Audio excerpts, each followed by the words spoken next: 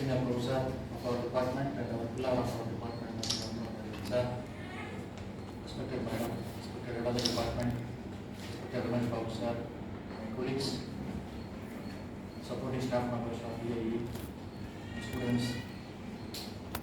It is indeed a moment which I always wanted that should not happen. In fact, I sincerely wish that this particular event would not happen, considering the fact that somehow or other, Sir will get an order favoring 65 years of service here. In fact, I was even asked him when he was arranging that lunch, why are you basically arranging, actually offering this particular lunch when you are sure that you are going to get an order favoring me? But he said, I'm not very sure of what is going to be the outcome. In case if it was favoring me, it's okay. If it has not come to my favor, probably I will miss the greatest thing in my life of offering a lunch to all the faculty members. Eventually, we proved to be right. However, I still have hope that this would have a small window of hope in future, that he may return back sometime and continue his service till 65. That door is not yet closed. Thank you for being here. First and foremost, I take this opportunity to thank Madam for treating him and for taking care of him at home. Very often, when a person is not treated so well at home, if he is facing some kind of turbulence at home, he will normally communicate that in the office space. He will normally make the workspace intolerable to others. Considering the way how our senior professor has conducted himself for the past 20 years, at least with me, I have enormous amount of respect for Madam. With respect to how politely she has taken care of him. It is a very easy job, and it being a homemaker, considering the fact she is also working somewhere, she must have put enormous amount of efforts in maintaining these balance. Kudos to you. I have traveled with him for around 20 years. I joined in 2004. I have traveled for 20 long years with him. At times, I have seen a lot of positives and achievements in his career. This is where I am part of. At sometimes, he had faced some difficult period, which has put enormous amount of pressure on him. One notable thing that I have learned from him is he always maintains that balance. He will not jump whenever he is victorious.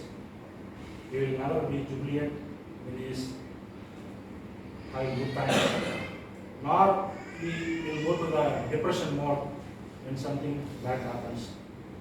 Probably, as Dr. Devam said, probably the meditation, the yoga, the spiritual practices of what he has been doing over a period of time must have helped him to maintain the balance. And for me, it is only a nightmare to follow that practice in my practical life. I will suddenly become emotional. I will not basically maintain that level of balance that he used to. Though I try my best to mimic that in my personal life, it is very hard to do. And I need to confess that here. Sir used to be very stable. And I have, as a youngster when I joined in 2004, I have learned a lot of things. This department used to be very new for me. At times, I used to be very playful during my younger ages here. He has hand-holded me, nurtured me, mentored me, shared his experiences. I used to have a lot of pep talks in his room, where he used to tell a lot of stories about his past experiences in this department as well as his career as well. Creating nice memories about him. Not only that, my wife used to be a very big fan of our senior professor, because every year Diwali starts with the gift of sweets that he used to offer. So she used to tell me, Guru Roshamo, Sir Guru Rabu Mani Lagna. இது வரைக்கும் ஒரு mixer packet நீங்கள் வாங்கி கொடுத்துருக்கீங்களா? Every year, Diwali in our home starts with the sweets that Sir used to give to us. And I have learned a lot of things from him when it comes to, he is a result-centric or a result-oriented man. He never do things for sake of doing something. He will always focus and get things done. He focus on results. At times, I have partnered with him when he is doing certain difficult tasks, like when he took over the control of exams. Things were in a shamble at that time, software and other parts which were functional at that time suddenly collapsed, and Sir was left with no other choice of handling the entire control of examination thing on his own. And I had partnered with him during that time and collaborating with him doing certain examination related work. During that process, I have learned enormous amount of knowledge and skill, which I have later implemented a lot of other processes. So that is a key quality of a leader. A leader associates with you in any part of your life. He has to make sure that at the end of the day, you always end up in having some level of positive experience, some level of learning. And another positive thing that I observed with him is, he is a very studious learner at this age.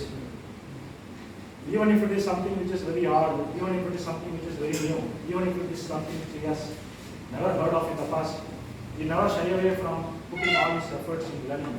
For example, he wrote a book on digital systems, I believe, and he wanted to do some portion on VHDL, and he wanted to add the coding part of that.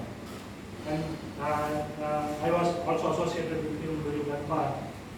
But then I really don't believe that if I had been in this situation, if VHDL happened to be not my cup of tea, I would rather shy away from that. I would not even think of venturing into it and writing a book about it. So I would never shy away from learning new things. We will always venture into challenging things. We will always come out in great style. He is a great programmer. I very often wonder the level of programming knowledge that he has.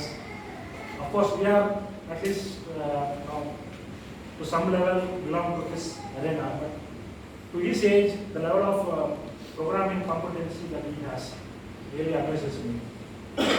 And he always focus on working on real life projects. And I have got enormous amount of valuable inputs from him. I believe, fortunately, after his retirement period, he will get ample amount of time in doing things which he always wanted to do. Sir is actually having a startup company called Electronics. He wanted to do a lot of things, but unfortunately, due to his engagement with a lot of other things, he is not in a position to exercise that. I'm sure he has something to dedicate, he has something to work on after his retirement period, which I am seriously looking forward to working with him. And I can keep on talking, though I am not directly associated with him in any lab or any theory. As such, I see this particular lab as one of the benchmark labs as far as our department is concerned. Whenever our institute is there, whenever a stranger comes, the institute normally takes that particular person to the fancy part of the college, where it looks very nice and looks very professional, to create a good impression at the time of beginning. Likewise, this happened to be our go-to lab whenever a newcomer comes, whenever somebody visits our department. We say that take him to this particular department to showcase our strength in the process of development.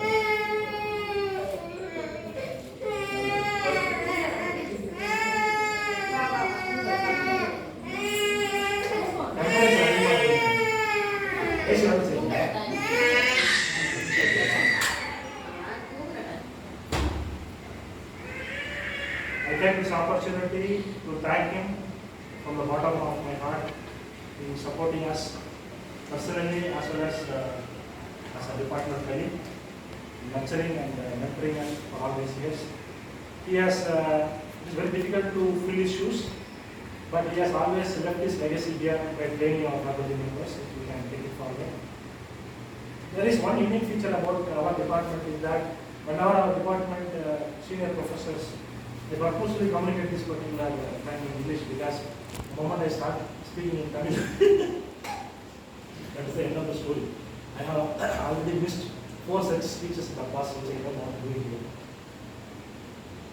Whenever a department head takes this role back as a senior professor after completing his tenure, he becomes a non-performing asset. You know what is a non-performing asset? NPA. Non-performing asset means something which is there in the balance sheet of a bank, but it is of no use to anybody. It will simply there. You can either use that money for anything, or you can lend it to somebody, but it will always reflect there in the balance sheet of your company. That is called non-performing asset, NPA. Something which is there, but it is of no use for anything. Most senior professors, if not all, most of them in other departments, the moment they complete their role as a head of the department, they become non-performing assets in their respective departments. Meaning, they normally don't take any department level responsibilities. They go and take one silent room, and nobody knows when they come, when they go. They hardly participate in any department level meetings or department level promotional activities. Contrary to that, we are fortunate to have our senior professors, despite the fact that they had very professional, they had a very professional approach of mentoring this department during their tenure as head of the department. After their tenure, they had played a very important role in nurturing and supporting the department, not acting as an MPS as it was doing now.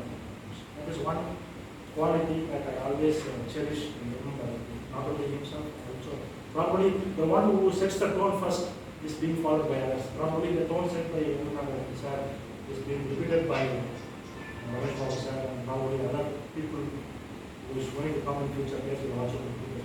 The senior person always sets the tone for himself.